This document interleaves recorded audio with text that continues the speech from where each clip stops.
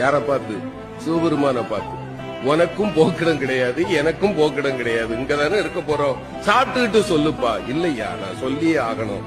அந்த ஏழை சிரித்துக் கொண்டே சொன்னார், என்ன பெருசா சொல்லிட போற, நீ யார், அவ்வளவுதானே, நான் சொல்லவா, நீ பரம்பொருள், இங்கு கோயில் கொண்டிருக்கக்கூடிய காசி விஸ்வநாதன், நீ சரிதானப்பான்னா. இறைவன் ஆடி போயிட்டான். ஞானிகளாலும் கண்டுகொள்ள முடியாத என்னை மகனே நீ எப்படிப்பா கண்டுகொண்டாயின்னா. அந்த ஏழை சொன்னா, இந்த ஊர்ல யாருமே என்ன மனுஷனா பார்க்க மாட்டாங்க ஐயா, என்ன பார்த்தா 100 அடி தள்ளி போயிடுவாங்க.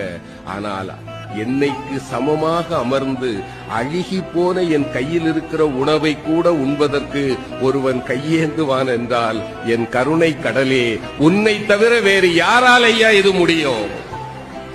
நீ என் முன்னே வந்து அமர்ந்த போதே நான் கண்டுகொண்டேன் நீ யார் என்று.